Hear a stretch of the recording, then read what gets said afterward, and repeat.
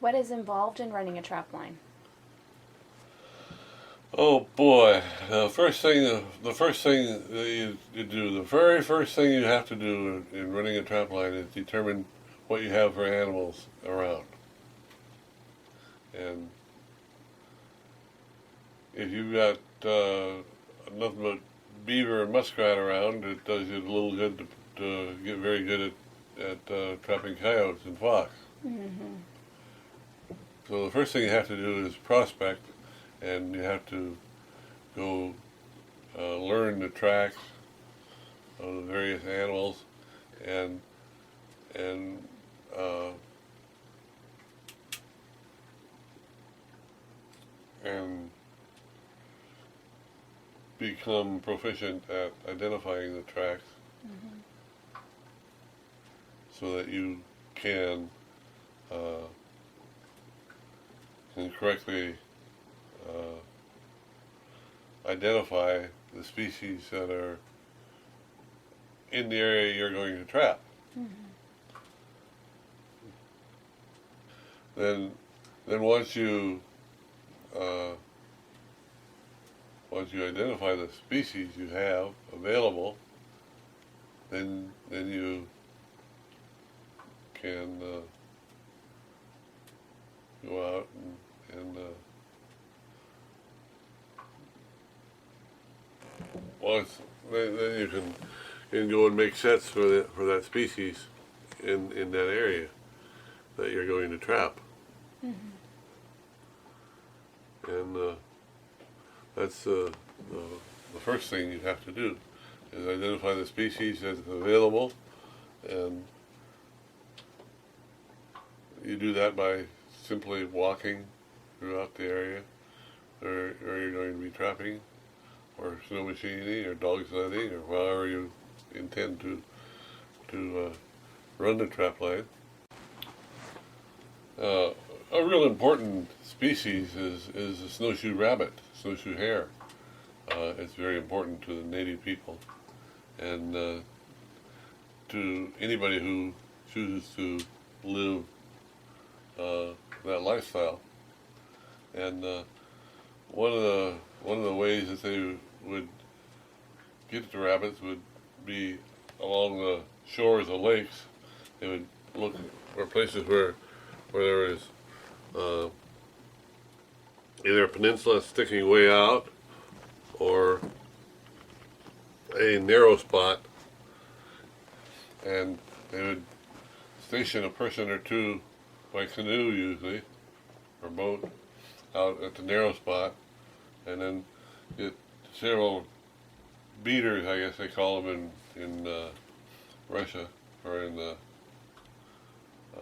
Africa, and they would spread out across the area and begin to beat and holler and drive the rabbits back down through this narrow spot, and then they'd have snares set in the trails along the narrow spot, and then traps set and snares set, and then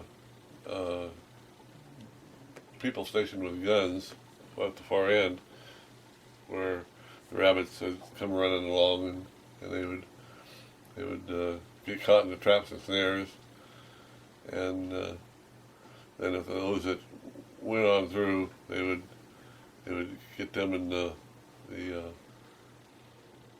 remaining shooters would shoot them, and it wasn't unusual to organize a drive when the rabbit cycle was high and get 50 or 75 rabbits in an evening. Mm. And those rabbits the skins would go into blankets, and the, they would always put up a lot of snowshoe hairs for mittens, and for mittens and gloves for children, and also for footgear. They went into footgear for adults and children.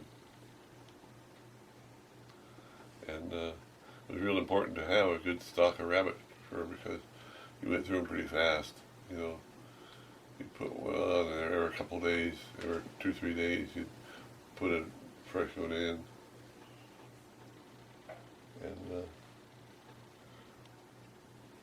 and so you had to have a pretty good supply of them.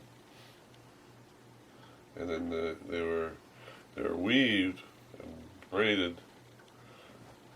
They're braided, and I forget exactly how they did it.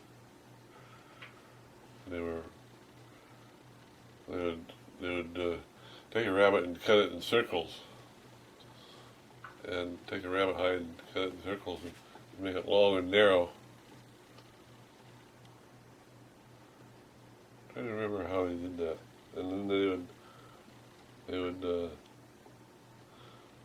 cut a strip about half or 3/4 of an inch wide and long and narrow, and then they would weave that,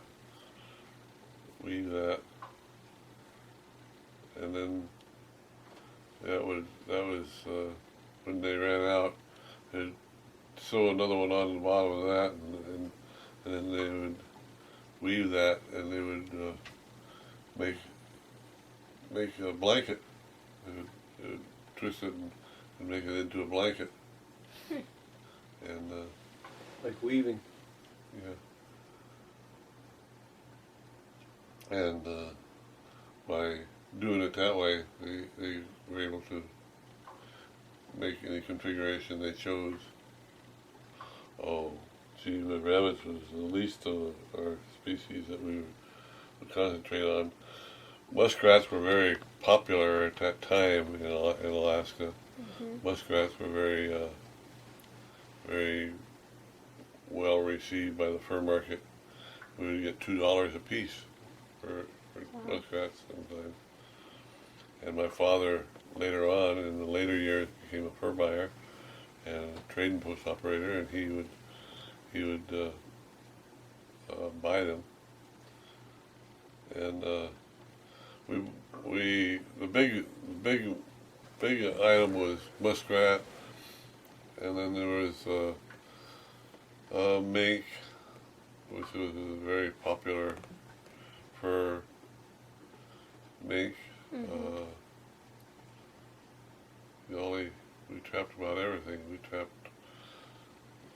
trapped for lynx. We trapped for marten. We trapped for just about everything. Fox. Hawk, Did you ever do bears?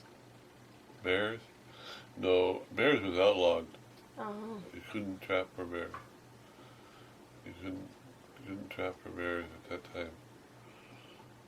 What about wolves? Trap for them, but never caught any.